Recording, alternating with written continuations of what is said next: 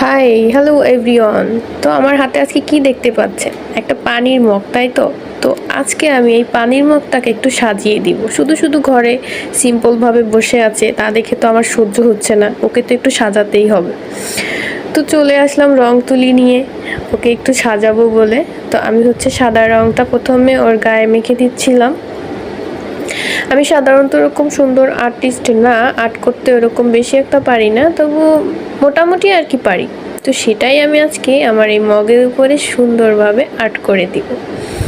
ওকে আর সাদামাটা দেখতে আমার একদমই ভালো লাগতেছিল না। কবে থেকে ভাবতেছি যে ওকে একটু সাজিয়ে দিব। তো আজকে ফাইনালি আমি ওকে সাজাতে বসে গেলাম।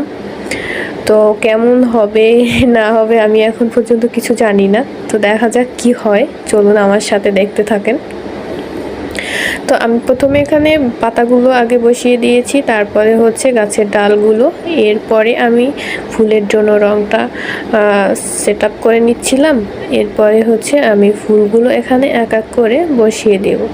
খুব সিম্পল ডিজাইন নিয়েছি যাতে আবার নষ্ট না করে ফেলি, তাই সিম্পলভাবেই আমি ওকে সাজিয়ে দিব।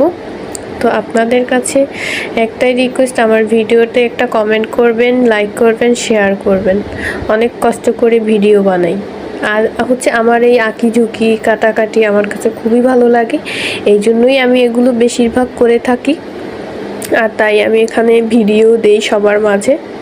দেখেন আমার মগটা কিন্তু রেডি হয়ে গেছে আপনাদের সাথে কথা বলতে বলতে।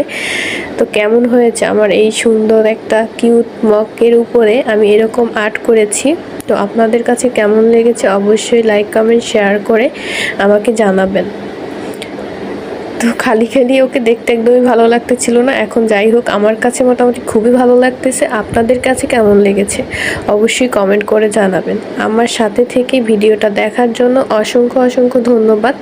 সবাই ভালো থাকবেন, সুস্থ থাকবেন। আল্লাহ হাফেজ, বাই বাই।